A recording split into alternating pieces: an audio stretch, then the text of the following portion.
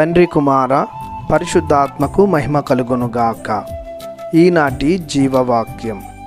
యాకోబు దేవుని అండగబడిసినవాడు తన ప్రభువైన దేవుని మీద ఆధారపడువాడు ధన్యుడు. కీర్తన 146 వచనము 5.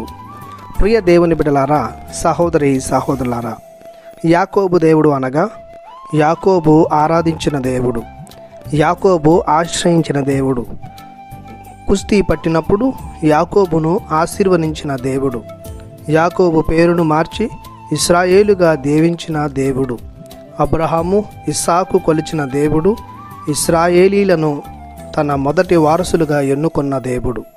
ఆ దేవుడు శక్తిమంతుడు, మహోన్నతుడు, జ్యోతిర్మయుడు, సర్వ సృష్టికర్త, సర్వోన్నతుడు, ఆది మధ్యాంతరహితుడు, విశ్వాసపాత్రుడు, కరుణాళుడు, నమ్మదగినవాడు, ప్రేమామయుడు, సులభముగా కోపపడేవాడు కాదు.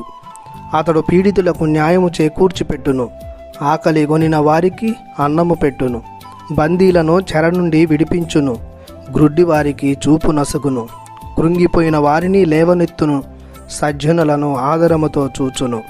మన దేశమును వసించు పరదేశులను కాపాడును, వితంతువులను అనాథ శిశువులను ఉద్ధరించును, దుర్మార్గుల పన్నాగములను భంగపరచును, భగ్న హృదయుల బాధలు తీర్చి వారి గాయములకు కట్లు కట్టును. ప్రభువు మంచివాడు, ధర్మవర్తనుడు, అతడు పాపాత్ములకు తన త్రోవలను తెలియజేయును, వినయవంతులను సన్మార్గమున నడిపించును, దీనాత్ములకు తన మార్గములను ఎరిగించును. అలాంటి ఈ గొప్ప దేవుని అండను కలిగినవాడు, ఆయన మీద ఆధారపడువాడు ధన్యుడు.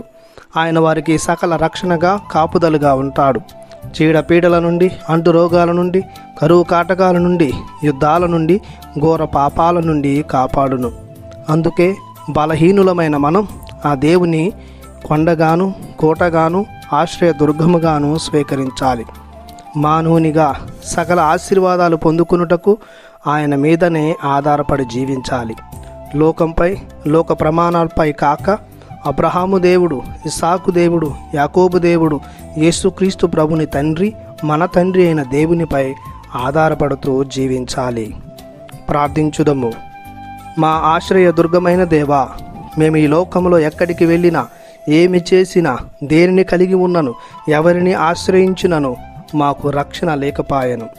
కానీ మీరు మాకు ఆది నుండి అంతము వరకు కొండగాను, కోటగాను, ఆశ్రయదుర్గముగాను ఉంటూ కాచి కాపాడుతున్నారు. అలాంటి మిమ్ములను అండగాబడిసే విధముగాను, ఆధారపడి జీవించే విధముగాను మమ్మలను సదా బలపరచమని మీ పరిశుద్ధ నామములో ప్రార్థిస్తున్నాము పరమ తండ్రి. ఆమెన్. దేవుడు మిమ్ము దీవించునుగాక. ఆమెన్.